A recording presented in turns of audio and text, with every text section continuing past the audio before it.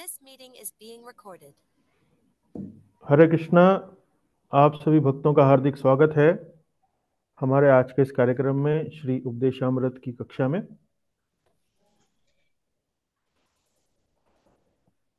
आज हम इस कक्षा में श्री उपदेशामृत से श्लोक संख्या 3 पर चर्चा करेंगे। श्लोक संख्या 3 पर हम पिछली कक्षा में चर्चा आरंभ कर चुके हैं और इसका आज भाग 2 है। कुल मिलाकर हमारी आज ये श्री उपदेशामृत पर 9वीं कक्षा है। कक्षा में आरंभ करने से पहले मंगलाचरण प्रार्थनाएं करेंगे। ओम ज्ञानतिमिरन्धस्य ज्ञानञ्जनशलाकया चक्षुरुन्मीलितं येन तस्मै श्रीगुरवे नमः। श्रीचैतन्यमनोभीष्टं स्थापितं येन भूतले स्वयं रूपः कदा मह्यं ददाति स्वपदान्तिकं। वन्देऽहं श्रीगुरोः श्रीयुतापदकमलं श्रीगुरून् वैष्णवांश्च श्रीरूपं साग्रजातं सहगण रघुनाथान्वितं तं सजीवं साद्वैतं सावधूतं परिजनसहितं कृष्णचैतन्यदेवं श्रीराधा कृष्णपादान् सहगण ललिता श्रीविशाखान्वितांश्च। हे कृष्ण करुणा सिंधु दीनबंधु जगत्पते गोपेश गोपिका कांत राधा कांत नमोस्तुते। तप्त कांचन गौरांगी राधे वृंदावनेश्वरी वृषभानुसुते देवी प्रणमामि हरिप्रिये। वाञ्छाकल्पतरुभ्यश्च कृपा सिन्धुभ्य एव च पतितानां पावनेभ्यो वैष्णवेभ्यो नमो नमः। जय श्री कृष्ण चैतन्य प्रभु नित्यानंद श्री अद्वैत गदाधर श्रीवासादि गौर भक्त वृंद। हरे कृष्ण कृष्ण कृष्ण हरे हरे हरे राम राम राम हरे हरे। एक बार फिर आप सभी भक्तों का हार्दिक स्वागत है। आज श्री उपदेशामृत श्लोक संख्या 3 पर कक्षा उसका भाग 2 और आज की कक्षा का शीर्षक है भक्ति में धैर्य विकसित करना, नियमों का पालन करना तथा कुसंग का त्याग करना। कुसंग का त्याग करना पर शायद आज हम चर्चा नहीं करेंगे, ये शायद हमने उत्साह में लिख दिया आपने। इस पर चर्चा हम अगली बार करेंगे, तो इसे थोड़ा यहाँ से निकाल लेते हैं जी। तो कक्षा का शीर्षक आज का रहेगा भक्ति में धैर्य विकसित करना, नियमों का पालन करना। तो आज ये श्लोक संख्या 3 पर दूसरी कक्षा है। हम्म, हम्म, हम्म, हम्म।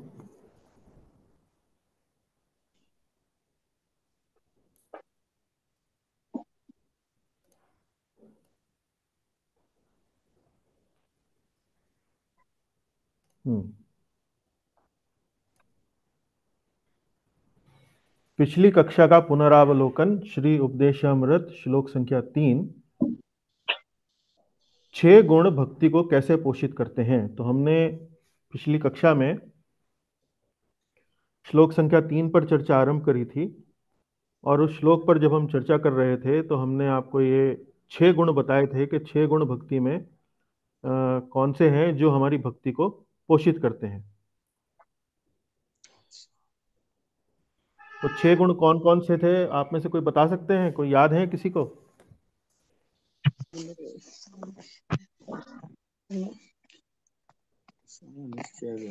उत्साह, हम्म।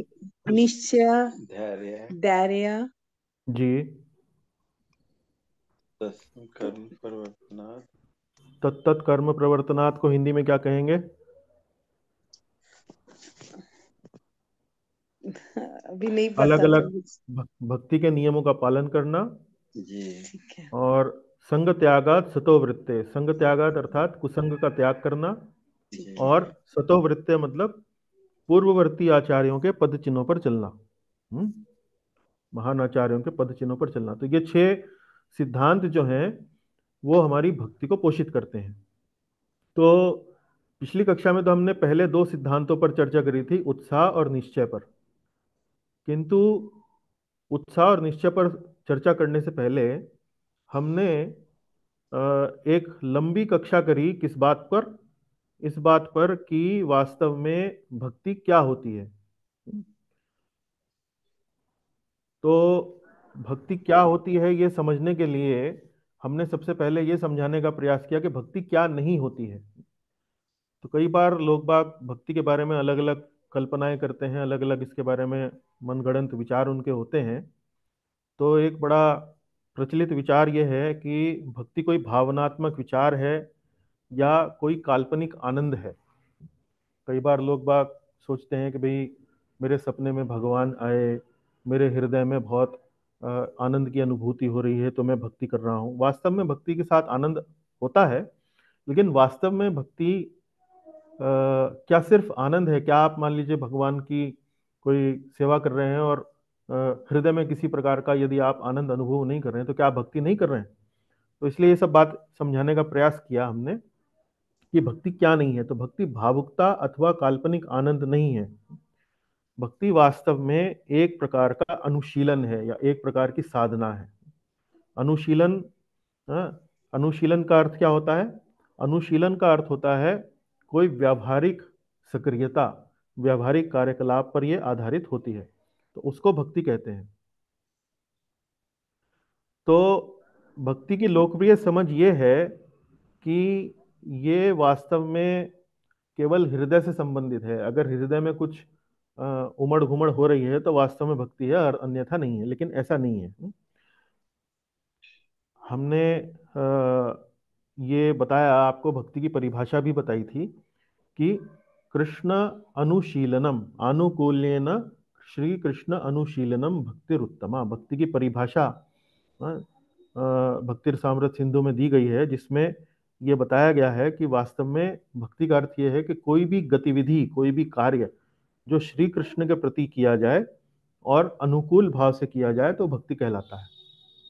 उसके बाद हमने और स्पष्ट किया कि भक्ति की सटीक समझ क्या है, एक्यूरेट अंडरस्टैंडिंग, कि वास्तव में ये श्री कृष्ण के साथ संबंध पर आधारित होती है और इसमें व्यक्ति जो है, साधक जो है, कोई ना कोई प्रतिबद्धता अपने जीवन में लेता है। और अलग अलग कथाओं के माध्यम से, अलग अलग उदाहरणों के माध्यम से हमने आपको ये समझाने का प्रयास किया कि वास्तव में भक्ति क्या होती है। जैसे हमने आपको उदाहरण दिया माता और बच्चे का। माता और बच्चे के उदाहरण में माता का बच्चे के प्रति बहुत प्रेम होता है, इसलिए माता जो है वो आधी रात को भी उठकर बच्चे के लिए कष्ट लेती है, उसको पालती है, पोसती है, उसको संभालती है। तो ये किस लिए? क्योंकि माता का बच्चे के साथ प्रेम है। तो केवल प्रेम नहीं है, केवल और केवल प्रेम नहीं है। प्रेम का अर्थ है प्रेम की अभिव्यक्ति, उसको अपने किसी ना किसी कार्य द्वारा, अपना किसी ना किसी गतिविधि द्वारा उसको अभिव्यक्त करना।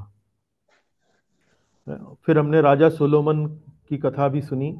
राजा सोलोमन के दरबार में दो महिलाएं झगड़ती हुई आईं जो ये बात कह रही थी कि भाई ये बच्चा मेरा है। तो राजा सोलोमन जो थे वो बड़े विद्वान थे, तो उन्होंने उसका उपाय किया।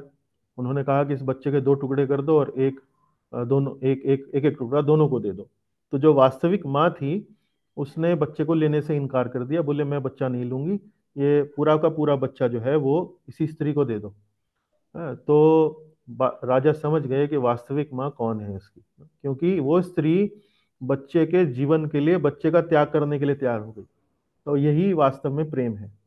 फिर हमने श्री कृष्ण और नारद की कथा सुनी, जिसमें कि हमने ये समझाया कि भगवान कहते हैं नारद जी से कि भाई मेरे भक्तों के चरणों की धूल लाकर मेरे सिर पर लगाओ, तभी मेरा ये सिर दर्द दूर होगा। तो नारद जी जब गोपियों के पास गए तो गोपियों ने धूल के कणों का ढेर लगा दिया। बोले जितनी मर्जी ले जाओ, हमें कोई चिंता नहीं है, हम नरक भी जाना पड़े लेकिन श्याम सुंदर के सिर का दर्द जो है वो ठीक होना चाहिए। तो ये प्रेम की अभिव्यक्ति है, उसमें एक प्रतिबद्धता होती है। श्री कृष्ण के संबंध को स्थापित करने के लिए एक व्यक्ति प्रतिबद्धता होती है। तो प्रभुपाद जी क्या कहा करते थे कि यदि आप भगवान के विग्रह के सामने खड़े हैं तो ये सोचिए, ये समझिए कि भगवान आपसे ये पूछ रहे हैं कि भाई तुमने मेरे लिए क्या किया। तो यदि आपके पास कोई उत्तर नहीं है तो थोड़ा चिंतित होना चाहिए कि वास्तव में हम भक्ति कर रहे हैं कि नहीं कर रहे हैं। भक्ति का अर्थ है कि भगवान के लिए कुछ ना कुछ करना, कुछ ना कुछ गतिविधि करना, उनके बारे में सोचना, उनके बारे में कुछ कार्य करना, ये वास्तव में भक्ति की परिभाषा है। भक्ति का अनुवाद है। अब जैसे आप देखिए, प्रभुपाद जी ने, इस्कॉन के जो हमारे संस्थापक आचार्य हैं, प्रभुपाद जी ने भक्ति शब्द का अनुवाद अंग्रेजी में कैसे किया। अनुवाद जब उन्होंने भक्ति शब्द का अनेक अनेक अनेक ग्रंथों में उन्होंने अनुवाद किए हैं अंग्रेजी भाषा में, तो जब वो भक्ति शब्द का अनुवाद करते थे तो उसे सिर्फ डिवोशन नहीं बोलते थे, उसका अनुवाद वो करते थे डिवोशनल सर्विस। डिवोशनल सर्विस अर्थात भक्तिमय सेवा। तो इसमें डिवोशनल सर्विस में या भक्तिमय सेवा में दो शब्द हैं, एक तो है भक्तिमय और दूसरा है सेवा। तो भक्तिमय शब्द का अर्थ है कि हमारी आंतरिक भावना कैसी होनी चाहिए। हमारी आंतरिक भावना, कोई भी कार्य जो हम भक्ति के लिए करते हैं तो आंतरिक भावना वास्तव में भक्तिमय होनी चाहिए, भक्ति से ओतप्रोत होनी चाहिए। और सेवा अर्थात संज्ञा है, ये बाह्य दृष्टि से वो कुछ आदमी, कुछ व्यक्ति जो है वो कार्य करता हुआ नजर आना चाहिए, हाँ? तो ये भक्तिमय सेवा। तो इसको प्रभुपाद जी ने भक्ति का अनुवाद किया। तो इससे भी हम समझ सकते हैं कि वास्तव में प्रभुपाद जी यहाँ क्या कहना चाह रहे हैं। भक्ति का अर्थ है कुछ ना कुछ करना, भगवान के लिए कुछ ना कुछ करना। अब ये जो हमने आपको बताया कि भक्ति जो है वो अंदर की भाव है, भक्तिमय शब्द जो है यहाँ पर वो हमारे अंदर का भाव है। तो अंदर का भाव भक्ति, इसका मतलब क्या है। ये भाव जो है ये दो भावों का मिश्रण है। पहला भाव ये है कि भगवान बहुत महान है, और दूसरा भाव ये है कि भगवान बहुत करुणामयी है, भगवान बहुत प्रेममयी है, इस प्रकार का। तो दोनों भावों का मिश्रण है। केवल ये नहीं कि भगवान बहुत प्रेममयी है, केवल इतना भी नहीं कि भगवान बहुत महान है। जैसे कुछ धर्म होते हैं, उदाहरण के लिए जैसे आप इस्लाम धर्म को लीजिए। इस्लाम धर्म के जो अनुयायी हैं, उनकी प्रार्थना क्या होती है, अल्लाह अकबर। अल्लाह अकबर मतलब भगवान जो है वो बहुत महान है, बहुत बड़े हैं। तो वो भी भाव है, लेकिन भगवान बहुत प्रेममयी है। प्रेममयी मतलब वो बहुत हम सबसे बहुत प्रेम करते हैं। तो ये भी दूसरा भाव भी है। उसके अतिरिक्त हाँ, भक्ति एक वाहन भी है और एक इंजन भी। भक्ति एक वाहन भी है और इंजन भी। इसका अर्थ क्या हुआ। इसका अर्थ ये हुआ कि भगवान से अपना प्रेम व्यक्त करने के लिए हम भक्ति के कुछ कार्यकलाप करते हैं, हाँ? तो ये एक वाहन भी है। भगवान से हम अपना प्रेम अभिव्यक्त करने के लिए जो कार्य करते हैं उसको भक्ति कहते हैं। किंतु भक्ति एक इंजन भी है। इंजन मतलब क्या, कि जब हम ये कार्यकलाप करते हैं भगवान को प्रसन्न करने के लिए, तो उससे हमें आंतरिक शक्ति और पोषण भी मिलता है। अंदर से हमें वास्तव में एक ऐसी संतुष्टि मिलती है जो वास्तव में हमें किसी अन्य कार्यकलाप को करने से नहीं मिलती। तो एक शक्ति है, एक पोषण भी हमको देती है, एक संतुष्टि हमें देती है, जिससे हम वो कार्य और करने की इच्छा करने लगते हैं। तो एक वाहन भी है और एक इंजन भी। तो अब आप देखिए कि हमने आपको भक्ति के जो 6 गुणों पर वास्तव में श्लोक है, लेकिन इन 6 गुणों को समझने से पहले सबसे पहले हमने एक लंबी सूची आपको इन बातों की समझाई कि वास्तव में भक्ति क्या है। भक्ति है भगवान के लिए कुछ करना, बड़े सरल शब्दों में। और करने की क्या प्रक्रियाएं हैं वो प्रहलाद महाराज ने हमें श्रीमद् भागवत में बताई हैं। श्रवण कीर्तन अर्चनम वंदनम दास्यम सख्यम आत्मनिवेदनम पाद सेवनम, इस प्रकार से अनेक अनेक 9 प्रक्रियाएं हैं, 9 प्रकार के क्रियाकलाप हैं जो आप भक्ति में कर सकते हैं। और इतना सब चर्चा करने के बाद हम अपने कक्षा के जो मुख्य विषय हैं कि 6 सिद्धांत ऐसे हैं जिनसे हमें हमारी भक्ति पोषित होती है। उनमें पहले 2 सिद्धांत जो है उत्साह और निश्चय। उत्साह और निश्चय, इस पर फिर हमने थोड़ी सी चर्चा करी। उत्साह, हमने आपको बताया कि उत्साह क्यों होना चाहिए, उत्साह क्या होता है, उत्साह को कैसे हम अभिव्यक्त करें, और कैसे इस बात का परीक्षण करें कि हम वास्तव में उत्साही हैं कि नहीं हैं। तो इसका उत्तर क्या है? उत्साह क्यों करें? हमने आपको बताया कि भाई जीवन में किसी भी कार्य को, एक विद्यार्थी है वो उस कक्षा में पढ़ता है, विद्यालय में पढ़ता है, तो उसको परीक्षा में उत्तीर्ण करने के लिए उत्साह चाहिए। उत्साह का मतलब क्या है? टाइम पर कक्षा पे जाए, कक्षा को अच्छे से पढ़े, पहले से पढ़कर जाए, कक्षा में जो परीक्षा होने वाली है उस पर बहुत मेहनत करे। तो इस प्रकार से उत्साह दिखाने का मतलब ये नहीं है, भक्ति में उत्साह दिखाने का मतलब नहीं है कि कीर्तन पे जोर जोर से नृत्य करना, जोर जोर से हरे कृष्णा इतना जोर जोर से उच्चारण करना। वो भी उत्साह का एक अभिव्यक्त करने का एक अवसर है, लेकिन वास्तव में उत्साह के और भी गहरे अर्थ हैं। तो उत्साह क्यों करें? क्योंकि ये जीवन में हर हर क्षेत्र में आवश्यक है, तो भक्ति में क्यों नहीं? उत्साह क्या होता है? उत्साह होता है बुद्धिमानी से रचनात्मकता के साथ प्रयास करना, अपनी बुद्धि का प्रयोग करके रचनात्मकता के साथ भगवान को प्रसन्न करने का, भगवान की सेवा करने का प्रयास करना। जैसे पुस्तकों का अनुवाद किया, तो पुस्तकों का अनुवाद करने के लिए उन्होंने डिक्टाफोन जैसी मशीन का उपयोग किया। डिक्टाफोन की जो मशीन होती है, वो आपने देखी होगी, प्रभुपाद जी का चित्र देखा होगा, वो रात को जागते थे और डिक्टाफोन में अपना अनुवाद जो है रिकॉर्ड करते थे। सुबह जो उनके शिष्य हुआ करते थे उनका जो अनुवाद सुनते थे और उसे टाइप करके उस तरह से वो प्रभुपाद जी के अनुवाद जो है वो किए गए हैं। तो ये रचनात्मकता है। अब आप हमारे उदाहरण भी ले सकते हैं कि हम भक्ति के विषय में प्रचार कार्य जो कर रहे हैं उसके लिए लैपटॉप का उपयोग करते हैं, जूम मीटिंग का उपयोग करते हैं। इस प्रकार से अनेक अनेक साधन हम बुद्धिमानी से, रचनात्मकता से प्रयास कर रहे हैं कि कैसे ना कैसे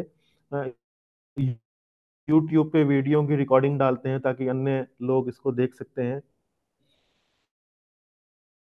तो इस प्रकार से ये बुद्धिमान, और फिर इसका इसको कैसे किया जाए, कैसे इस भक्ति को किया जाए, तो उसके लिए हमने ये स्पष्ट किया कि भक्ति को करने के लिए युक्त वैराग्य द्वारा, युक्त वैराग्य मतलब अ, हर वस्तु को भगवान की सेवा में अर्पित करने की भाव से इसको किया जाता है।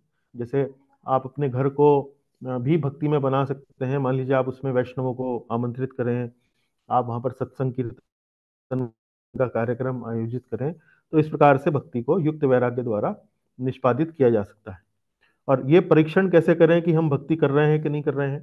तो इसका मतलब ये है कि परीक्षण कैसे करें। यदि आप कोई भगवान की सेवा में कार्य निरंतर कर रहे हैं, बिना किसी रुकावट के कर रहे हैं, कोई उसमें ऐसा नहीं है कि आज हमने आरंभ किया और 2 दिन बाद छोड़ दिया, निरंतरता होनी चाहिए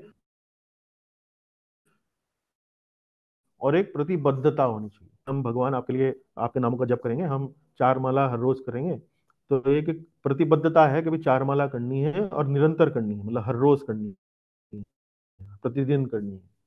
इस प्रकार से ये, इससे पता लगता है कि हम वास्तव में उत्साही हैं, हमने एक कमिटमेंट लिया है, हमने एक प्रतिबद्धता ली है। फिर अंत में हमने चर्चा करी निश्चय। निश्चय अर्थात विश्वास। हम्म? निश्चय किस बात का, या श्रद्धा या विश्वास किस बात की?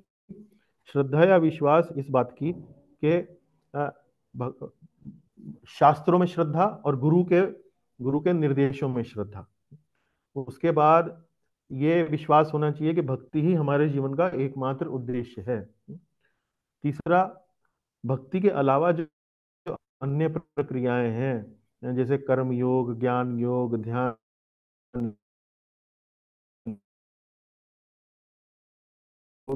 ये प्रक्रियाएं वास्तव में, इनके जो लाभ हमसे मिलते हैं ये वास्तव में स्थायी नहीं है। भक्ति ही एकमात्र ऐसी प्रक्रिया है जो हमें पूर्ण सफलता, हमारे आध्यात्मिक जीवन में प्रदान कर सकती है। इस बात का विश्वास होना, अन्य प्रक्रियाओं की ओर भटकना नहीं, भक्ति को ही वास्तव में अपने जीवन में पकड़ कर रखना। और श्री कृष्ण सदैव हमारी रक्षा करेंगे, इस बात पर अडिग रहना, इस बात पर मानकर चलना। तो ये वास्तव में निश्चय होता है, ये वास्तव में विश्वास होता है। तो इस तरह से पिछली कक्षा में हमने उत्साह और निश्चय, इन बातों पर अपनी चर्चा पूर्ण करी। अब हम आगे आज के इस विषय पर कक्षा आरंभ करते हैं। तो आज के विषय में हम अन्य 2 सिद्धांतों पर चर्चा अपनी आगे बढ़ाएंगे। तो उन सिद्धांतों को समझने से पहले एक बार ये स्लाइड में आप अ, अभी देख पा रहे हैं कि हमने यहाँ पर भक्ति प्रतिकूल वस्तुओं का त्याग और भक्ति अनुकूल वस्तुओं को अपनाना, यहाँ पर जो उपदेशामृत में 11 श्लोक दिए गए हैं उनका विषय के अनुसार विभाजन किया है। तो पहले 2 श्लोकों में हमने किन बातों पर ध्यान दिया कि भक्ति के प्रतिकूल वस्तुओं का त्याग हमको करना चाहिए, जैसे उसमें 6 वेग आ गए, 6 व्यसन आ गए। उसके बाद फिर हमने भक्तिकूल वस्तुओं को अपनाना।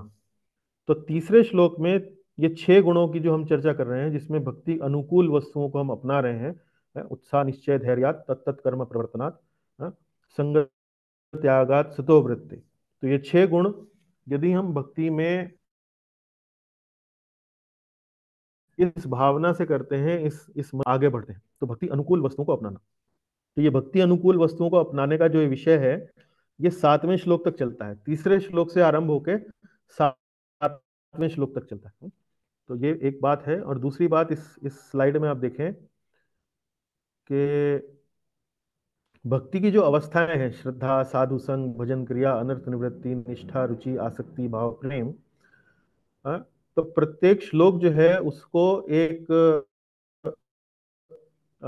इनमें से किसी भी स्तर पे, श्रद्धा का स्तर है, साधु संग का स्तर है, भजन क्रिया, अनर्थ निवृत्ति, निष्ठा, रुचि का स्तर है, तो प्रत्येक श्लोक को यहाँ पर वर्गीकृत किया गया है उसी हिसाब से। तो पहले 3 श्लोक जो है वास्तव में श्रद्धा के स्तर पर हैं। श्रद्धा मतलब प्रारंभिक अवस्था। हरे कृष्णा प्रभु जी, आपकी आवाज कट रही है, अभी आवाज नहीं आ रही।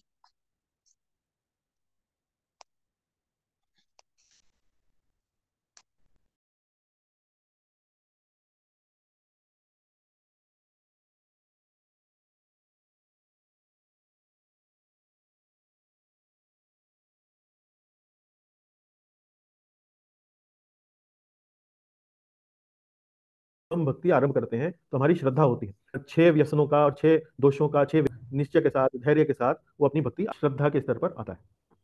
थोड़ा सा श्लोक 3 इसको एक बार दोहरा लेते हैं। उत्साह निश्चयाधैर्यात् तत्तत् कर्म प्रवर्तनात् संग त्यागात् सतो वृत्ते षड्भिर्भक्ति प्रसिद्ध्यति। उत्साह निश्चयाधैर्यात् तत्तत् कर्म प्रवर्तनात् संग त्यागात् सतो वृत्ते षड्भिर्भक्ति प्रसिद्ध्यति। अर्थात उत्साह निश्चयाधैर्यात्, उत्साह, आत्मविश्वास तथा धैर्य, तत्तत् कर्म प्रवर्तनात्, भक्ति अनुकूल सिद्धांत, संग त्यागात सतो वृत्ते, कुसंग का त्याग, पूर्ववर्ती आचार्यों के चरण चिन्हों पर चलना, षड्भिर भक्ति प्रसिद्ध्यति, प्रसिद्ध्यति अर्थात सफलता। इन 6 सिद्धांतों शुद्ध भक्ति की पूर्ण सफलता के प्रति आश्वस्त करते हैं। ये 6 सिद्धांत शुद्ध भक्ति की पूर्ण सफलता के प्रति हमें आश्वस्त करते हैं। तो ये श्लोक 3 का एक सरल अनुवाद है। उसके बाद आप में से कोई भक्त इस अनुवाद को एक बार पढ़ना चाहेंगे? हरे कृष्ण प्रभु जी। हरे कृष्ण प्रभु जी। हरे कृष्णा भक्तवत्सल प्रभु, पढ़िए। शुद्ध भक्ति को संपन्न करने में 6 सिद्धांत अनुकूल होते हैं। 1. उत्साही बने रहना। 2. निश्चय के साथ प्रयास करना। 3. धैर्यवान होना। 4. नियामक सिद्धांतों के अनुसार कर्म करना, जैसे श्री कृष्ण के बारे में श्रवण, कीर्तन, स्मरण। 5. भक्तों की संगति छोड़ देना। तथा 6. पूर्ववर्ती आचार्यों के चरण चिन्हों पर चलना। यह 6 सिद्धांत निसंदेह शुद्ध भक्ति की पूर्ण सफलता के प्रति आश्वस्त करते हैं। जी, हरे कृष्ण। बहुत बहुत धन्यवाद। हरे कृष्ण प्रभु जी। ठीक है, तो उसके बाद हम आगे बढ़ते हैं। अब ये देखिए, उपदेशामृत का जो श्लोक संख्या 3 है, उसमें प्रभुपाद जी ने आप ये देखिए लगभग 16 पैराग्राफ्स, लगभग 16 पैराग्राफ्स में इसका यहाँ पर तात्पर्य लिखा है। तो इन 16 पैराग्राफ्स में से लगभग 14 पैराग्राफ्स को किस वर्ग में रखना है वो आप देख सकते हैं। भक्ति का विज्ञान एवं महिमा, पहले 2 अनुच्छेद हैं। भक्ति की 9 प्रक्रियाएं, 2 से 4 अनुच्छेद में इन पर चर्चा है। तो अलग अलग पैराग्राफ्स में अलग अलग जो विषय हैं उनको यहाँ पर एक लिस्ट बनाकर मैंने यहाँ पर प्रस्तुत किया है स्लाइड में, जिससे आपको अंदाजा लग सकता है कि यदि आपको तत्त कर्म प्रवर्तना के बारे में पढ़ना है तो 9वें अनुच्छेद में चले जाएं, वहां पढ़ लें। निश्चय के बारे में पढ़ना है तो 7वें अनुच्छेद में, 12वें, 13वें, 14वें अनुच्छेद में आप उसके बारे में पढ़ सकते हैं। तो इस तरह से इसको यहाँ पर मैंने लिखा है। तो हम पिछली कक्षा में भक्ति का विज्ञान एवं महिमा, भक्ति की 9 प्रक्रियाएं, उत्साह और निश्चय, यहाँ तक चर्चा हम अपनी पूर्ण कर चुके हैं।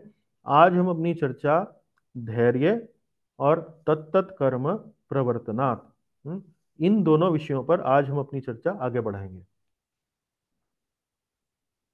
ठीक है, तो सबसे पहले धैर्य के बारे में आज हम यहाँ चर्चा करते हैं कि धैर्य शब्द वास्तव में इसका क्या अर्थ है और इसके क्या मायने हैं। धैर्य अर्थात सहनशीलता। सहनशीलता अर्थात धैर्य रखना, अर्थात मतलब कोई भी कार्य को फलीभूत होने में थोड़ा समय लगता है, तो वो समय हमको उस कार्य को जब तक हम नहीं देंगे तो वह कार्य पूर्ण रूप से फलीभूत नहीं हो सकता। तो धैर्य अर्थात जितना भी उस कार्य को समय लगता है उस समय के दौरान हम सहनशील बने रहें, उतावलापन ना दिखाएं और परिणाम की जल्दी आशा में अपना मार्ग ना छोड़ दें। क्योंकि कई बार ऐसा होता है कि जब हमें फल नहीं मिलता है या फल मिलने में थोड़ा समय लगता है तो हम निरुत्साहित हो जाते हैं और उसको अपना धैर्य छोड़ बैठते हैं, अपनी सहनशीलता छोड़ बैठते हैं, और वह कार्य जो है वो मान लीजिए पूर्ण होने वाला भी हो तो पूर्ण नहीं हो पाता है। तो इसको हम आगे थोड़ा उदाहरणों से भी समझेंगे, लेकिन फिलहाल धैर्य वास्तव में किन किन विषयों में हमें करना चाहिए वो थोड़ा सा यहाँ पर एक बार चर्चा करेंगे। तो धैर्य अर्थात पहला बिंदु इसमें है, आध्यात्मिक गुरु से धैर्य पूर्वक सुने। आध्यात्मिक गुरु से धैर्य पूर्वक सुनने का अर्थ यह हुआ कि जब हम अ, अपने गुरुदेव से, अपने वरिष्ठ वैष्णव से इन सिद्धांतों के बारे में, भक्ति के सिद्धांतों के बारे में, कृष्ण कथा के बारे में जब सुनते हैं तो धैर्य रखना चाहिए। उसको धैर्य रखने का अर्थ ये है कि जब भी हम उनसे सुने तो उन पर उस पर व्यापक मनन करें, चिंतन करें, उसे ध्यान से अपने मस्तिष्क में बिठाएं। उससे संबंधित यदि हमें कोई प्रश्न है, कोई विचार है तो उसको स्पष्ट करें, उसको उसका स्पष्टीकरण पूछें इत्यादि। तो इसको बोलते हैं आध्यात्मिक गुरु से धैर्य पूर्वक सुनना। तो जल्दीबाजी ना करें कि भाई ये भी हो गया, वो भी हो गया, वो भी हो गया। उसे अच्छी तरह से परिपक्व होने दें, उस ज्ञान को, उस शिक्षा को अपने मन में, अपने अपने चेतना में उसे अच्छे से परिपक्व होने दें और इस प्रकार से धैर्य रखें। दूसरा बिंदु क्या है? दूसरा बिंदु है निर्देशों को धैर्य पूर्वक निष्पादित करें। निष्पादित मतलब करने का अर्थ क्या हुआ? क्रियान्वयन उनका करें। आपने कोई भी शिक्षा जो है अपने आध्यात्मिक गुरु से ली या आपने धर्म ग्रंथों से वो शिक्षा ली तो उसे धैर्य पूर्वक निष्पादित करें। धैर्य पूर्वक निष्पादित, जैसे भगवान के नामों का जप करना है तो भगवान के नामों का जप करने का यदि आप प्रण लेते हैं, यदि आप संकल्प लेते हैं तो उसे धैर्य पूर्वक निष्पादित करें। आपने जप करना आरंभ किया, आज आपने जप करना आरंभ किया, 1 माह तक आप करते रहे, लेकिन 1 माह के बाद आपको लगने लगा कि अरे भाई ये तो मेरे से नहीं हो पाएगा, ये तो कुछ परिणाम नहीं आ रहा है, काम क्रोध लोभ मोह मद मत्सर्य जो विकार मेरे मन में थे वो अभी भी वैसे ही के वैसे बने हुए हैं। तो ये एक प्रकार से धैर्य छोड़ देना हुआ। तो निर्देशों को धैर्य पूर्वक निष्पादित करें। जो आपने निर्देश लिए हैं, आपने जो श्रवण किया है गुरु के से माध्यम से या शास्त्रों के माध्यम से, उन्हें धैर्य पूर्वक अपने जीवन में क्रियान्वित करें और धैर्य रखें। परिणाम जो है वो आएगा, लेकिन धैर्य रखकर उस परिणाम का आप उसको आने के लिए उसका वेट करें, उसका इंतजार करें, प्रतीक्षा करें। और आध्यात्मिक गुरु और श्री कृष्ण की दया पर निर्भर रहें। कुछ कुछ बातें जो हैं वो वास्तव में जब तक भगवान की और हमारे गुरुओं की कृपा जब तक हम पर नहीं होती है तो हमें परिणाम नहीं मिलता है। और वो कृपा कब होती है वो वास्तव में भगवान या गुरु ही आपको बता सकते हैं कब वो आपके ऊपर अपनी कृपा करेंगे। तो इस बात का धैर्य रखें कि वो कृपा आपको कब मिलेगी कब नहीं मिलेगी, उसको उसकी प्रतीक्षा करें। सहनशील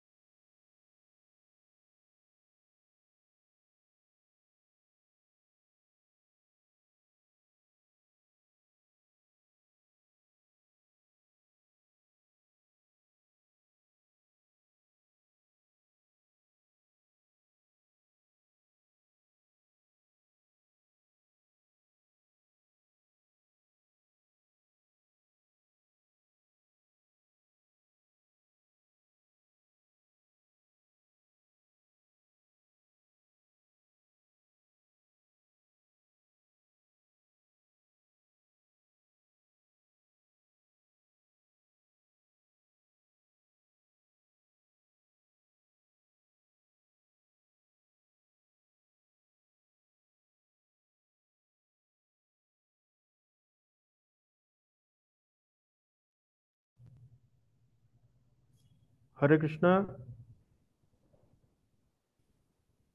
जी। हरे कृष्ण। हरे कृष्ण प्रभु जी। आप सुन सकते हैं? यस प्रभु जी। ओके। हाँ सर। लैपटॉप अचानक बंद हो गया, मैं समझ नहीं पाया क्या हुआ, तो फिर से कंटिन्यू करते हैं।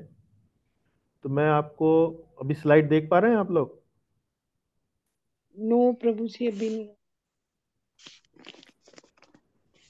ये देखिए। देखिए, आप देखिए। सर। यस प्रभु जी। हाँ सर।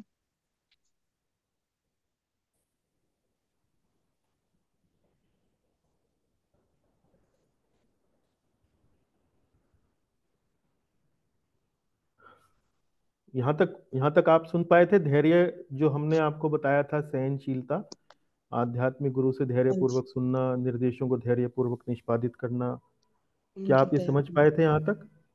सर यस थर्ड प्रभु वाला जी। वापस। हाँ यहाँ यहाँ पर मेरे ख्याल डिस्कनेक्ट हो गया था। हाँ सर। हाँ जी।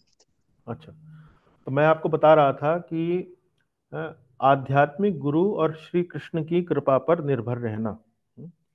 परिणाम के लिए, परिणाम जो है कई बार मिलने में समय लगता है, तो हमें धैर्य नहीं छोड़ना चाहिए। कभी कभी भगवान की जब तक कृपा नहीं होती है, हमारे गुरुओं की, वरिष्ठ वैष्णवों की जब तक हम पर कृपा नहीं होती है, तो परिणाम कई बार मिलने में समय लग जाता है। तो धैर्य पूर्वक इस बात की प्रतीक्षा करना कि हम पर भगवान की कृपा होगी, हमारे गुरु महाराज की, हमारे गुरुओं की, वरिष्ठ वैष्णवों की हमारे ऊपर कृपा होगी, तब जाके कहीं परिणाम मिलता है। तो आध्यात्मिक गुरु से धैर्य पूर्वक सुनना, जब आप कार्य कर रहे हैं, भक्ति को समझ रहे हैं, उसका ज्ञान ले रहे हैं, तो ध्यान पूर्वक सुनना, धैर्य पूर्वक जो आप सुने उसको धैर्य पूर्वक निष्पादित करें, जल्दीबाजी ना करें।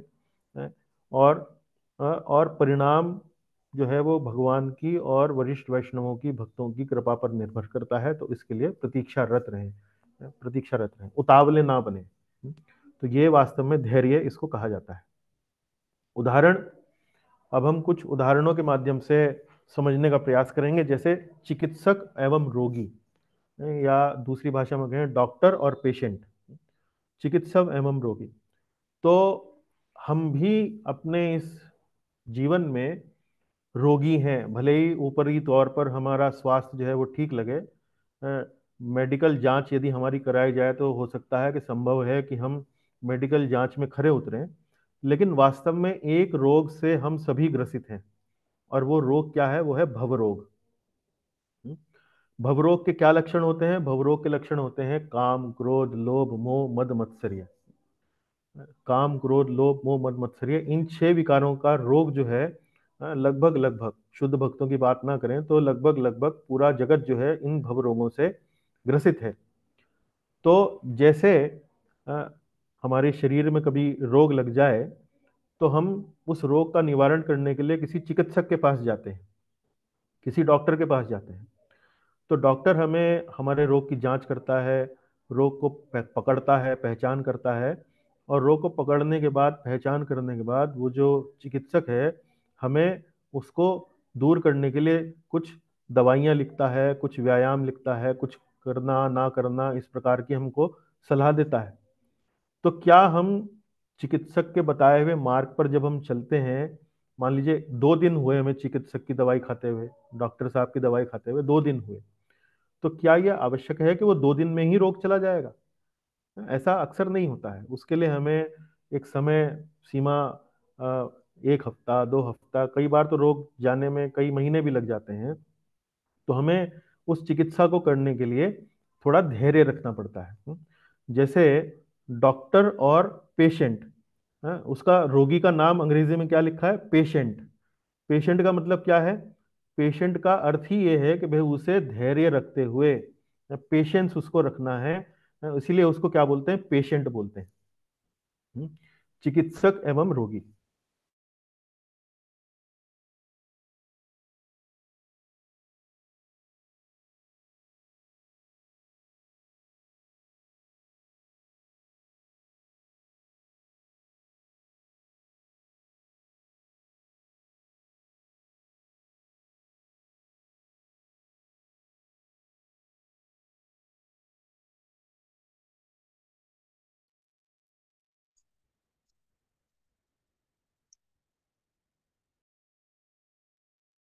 हरे कृष्णा, आप सुन पा रहे हैं मुझे? यस प्रभु जी। हाँ हाँ सर। माता जी, स्लाइड जो है फिर से चली गई है। 1 मिनट, हाँ जी, लैपटॉप में आज कुछ खराबी लगती है। कोई बात नहीं प्रभु जी।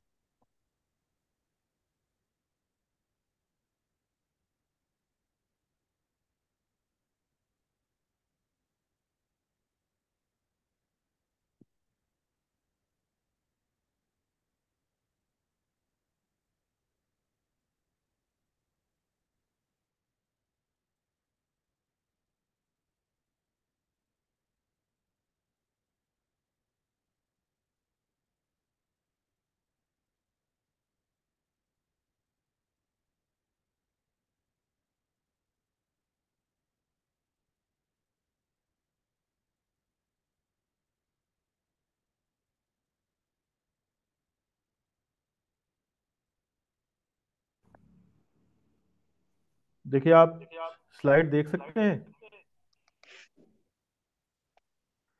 नहीं सर। नहीं प्रभु जी। धैर्य नहीं है, धैर्य हाँ जी प्रभु हाँ जी। सर। धैर्य रखो। हम्म? जी।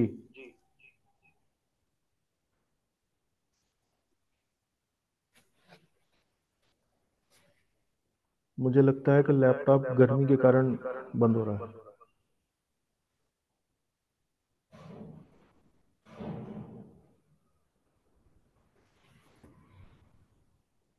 तो मैं ये उदाहरण दे रहा था, आप समझ पाए? ये चिकित्सक एवं रोगी।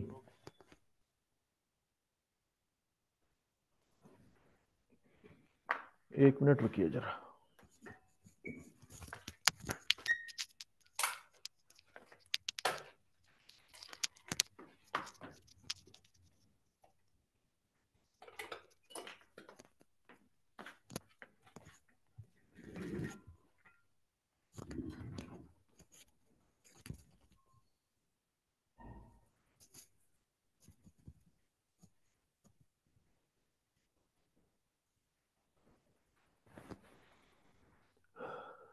तो मैं आपको उदाहरण दे रहा था यहाँ चिकित्सक और रोगी का।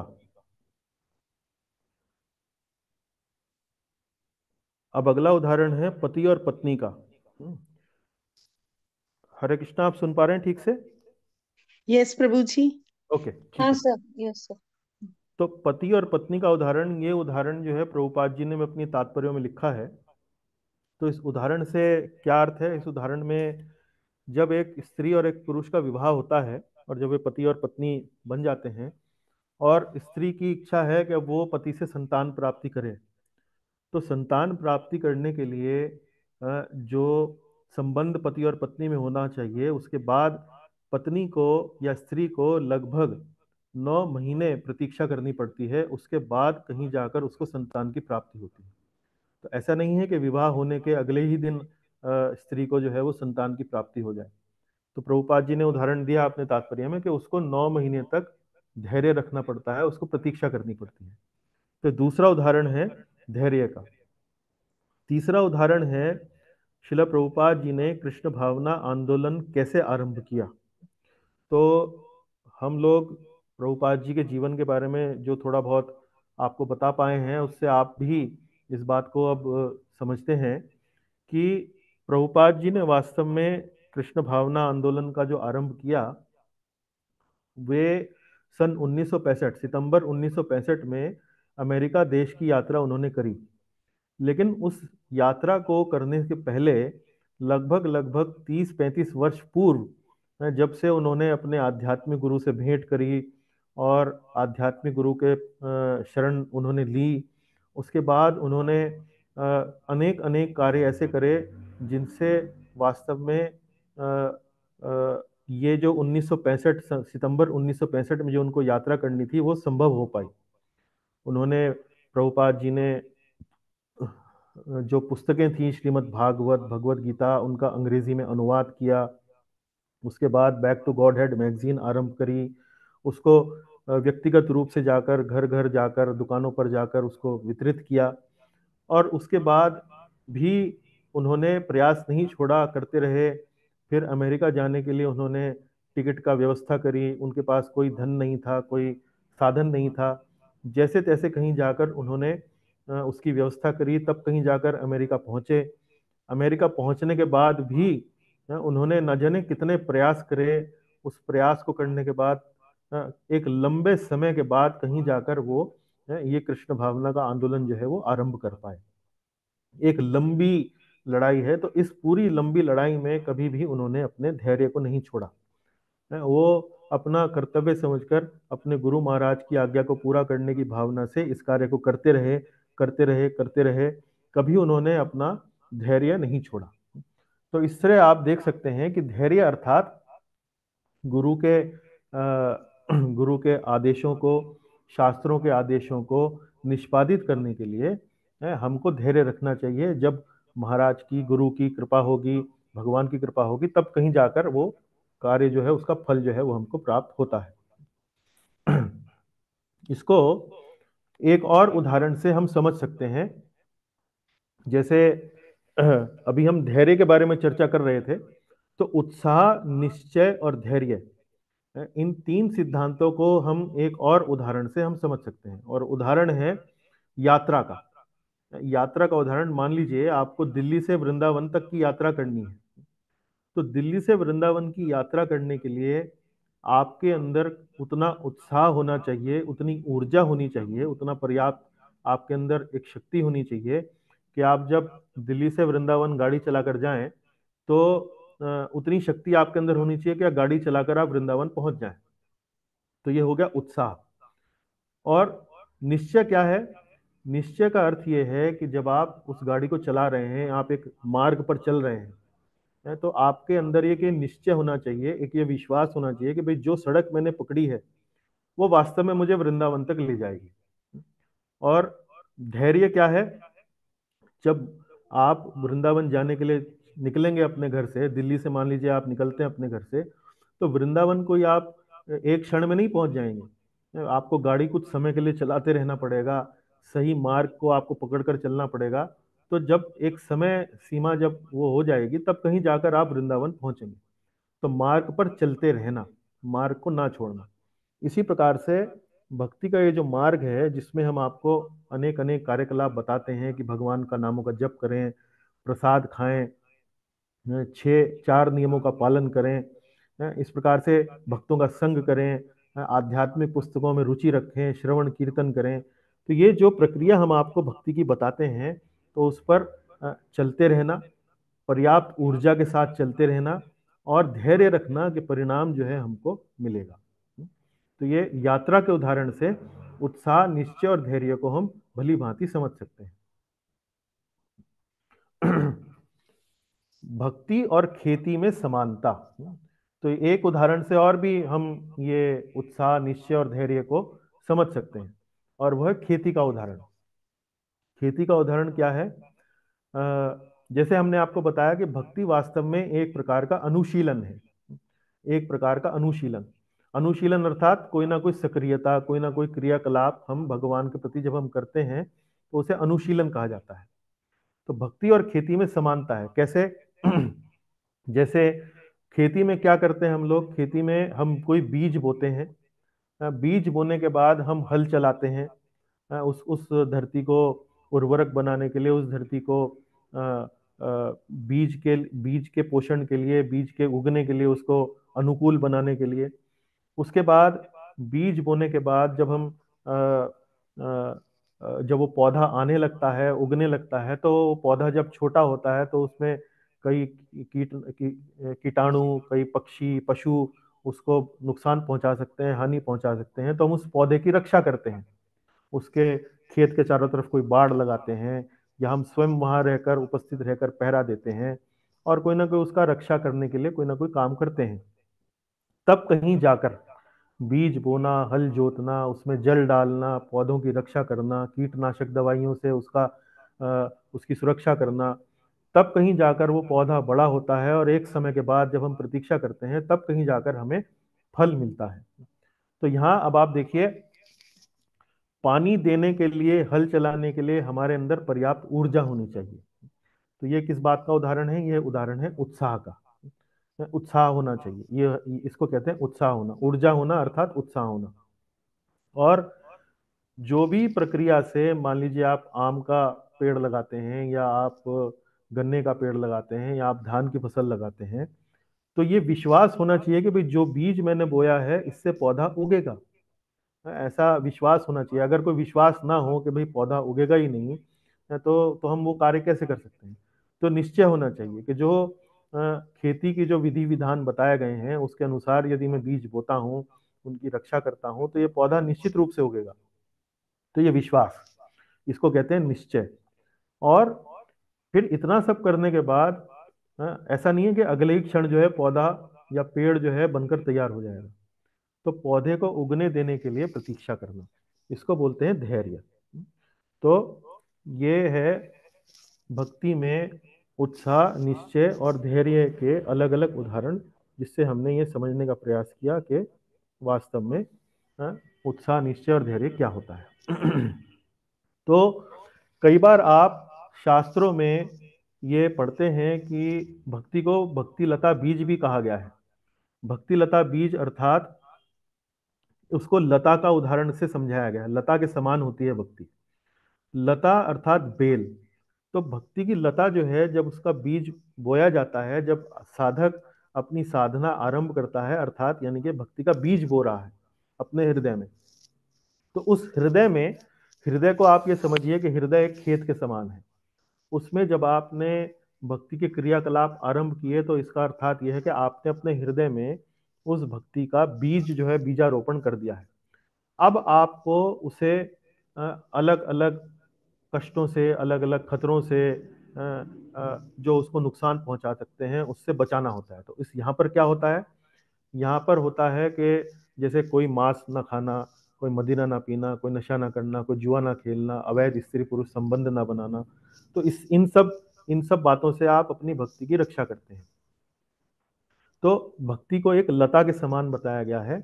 और अंत में जब आप उसमें भक्ति का, उसमें जब आप पोषण करते रहते हैं, कृष्ण कथा सुनते रहते हैं, भक्तों का संग करते रहते हैं, उसको आप इन 4 अनर्थों से, 4 नियमों का पालन करते हुए, इन 4 बातों से जब आप उसको बचाते रहते हैं, तो अंततः आप प्रगति करते हैं, और अंत में आपको फल क्या मिलता है? आपको फल मिलता है भगवान श्री कृष्ण का प्रेम। तो ये एक प्रकार से भक्ति का परिणाम आपको प्राप्त होता है।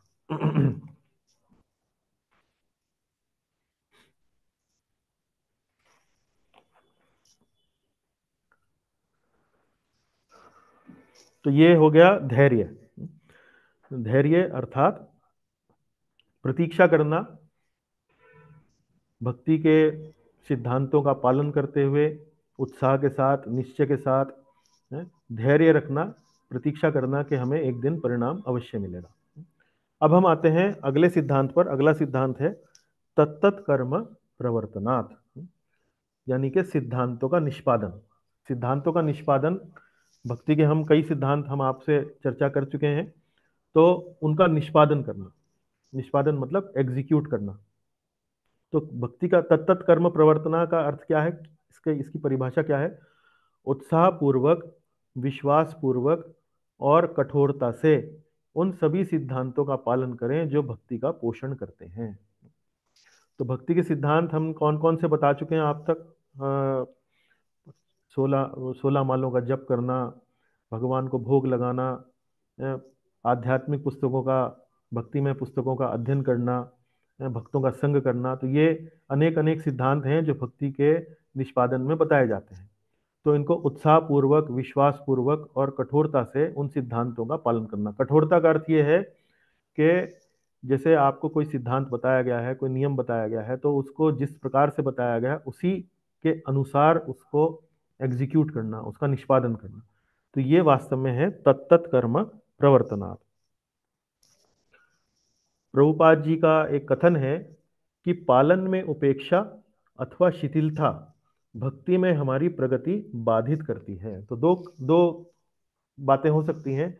पालन में उपेक्षा करना, उपेक्षा मतलब उन सिद्धांतों का बिल्कुल भी पालन ना करना, अथवा शिथिलता, शिथिलता अर्थात उनका पालन तो करना लेकिन जिस अनुपात में वो बताए गए हैं, जिस डिग्री में वो बताए गए हैं, उनके अनुसार उनका पालन ना करना। तो यदि हम ऐसा करते हैं तो हमें हमारी भक्ति जो है वो बाधित होती है।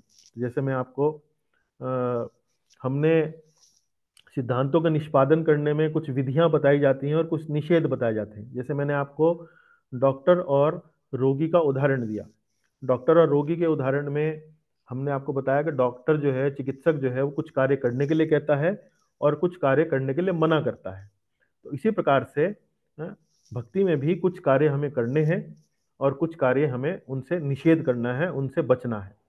तो भक्ति विधियां जो हम क्या बताते हैं, भगवान श्री कृष्ण के बारे में श्रवण एवं कीर्तन, उसमें आपका भगवान के नामों का जप भी आ गया, भगवान के नामों को, भगवान की जो संदेश है उसका प्रचार भी उसके अंदर आ गया। तो ये हो गए भगवान कृष्ण के बारे में श्रवण एवं कीर्तन, ये तो विधि हो गई।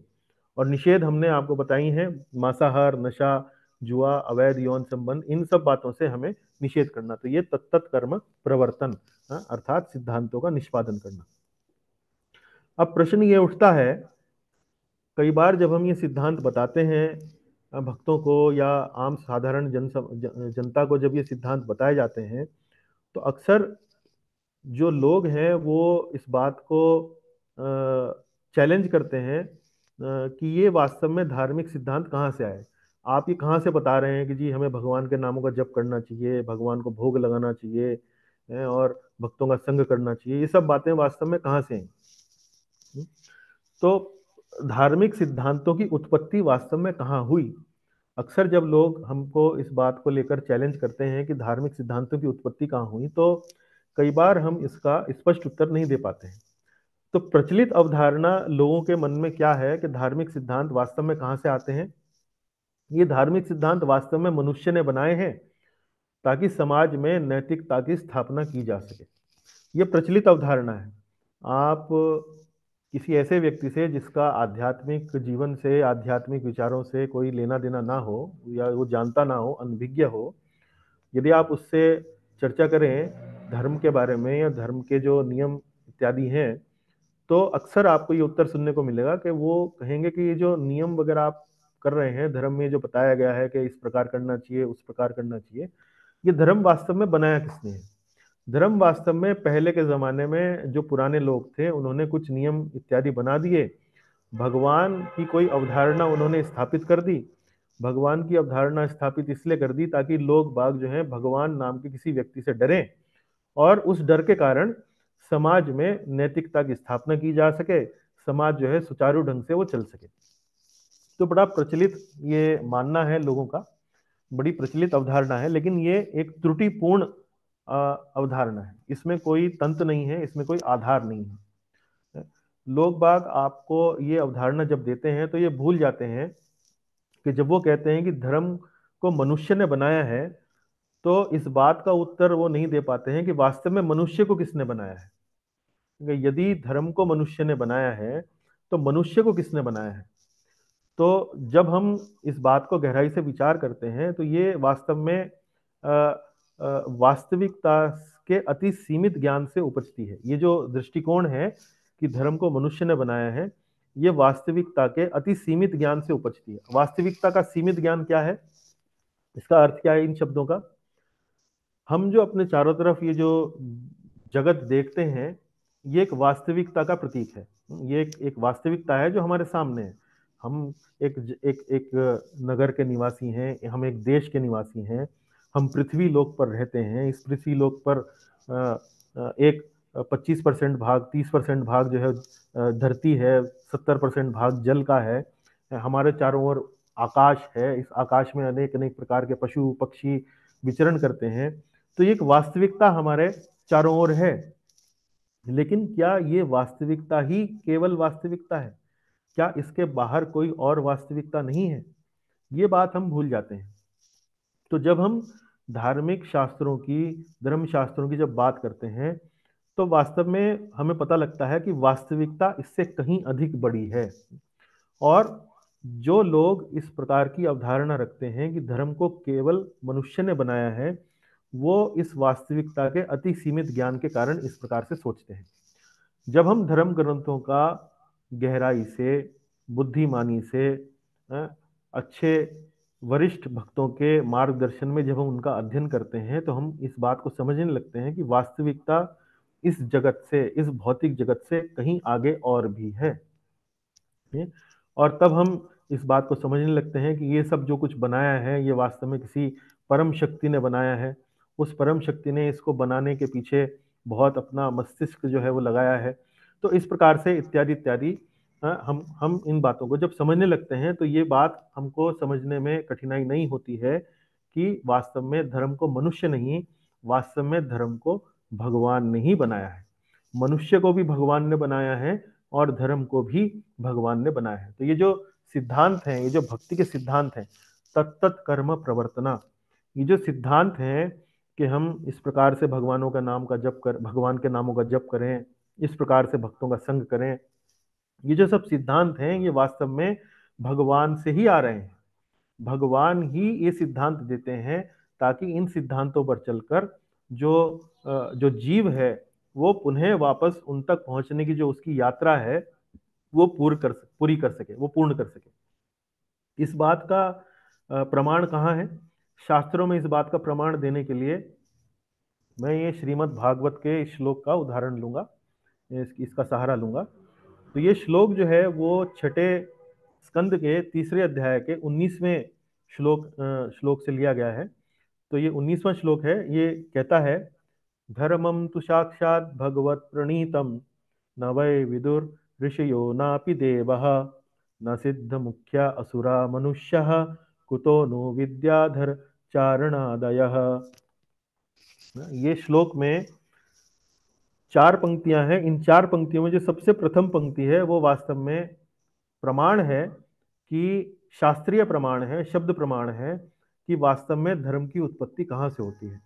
धर्मम तु साक्षात भगवत प्रणीतम, साक्षात भगवत प्रणीतम, भगवत प्रणीतम अर्थात भगवान द्वारा प्रणीत है, भगवान द्वारा बनाया गया है, भगवान द्वारा रचा गया है। साक्षात, साक्षात मतलब ऐसा भी नहीं है कि भगवान ने किसी को बनाने के लिए कह दिया, भगवान ने स्वयं बनाया है। साक्षात भगवत प्रणीतम।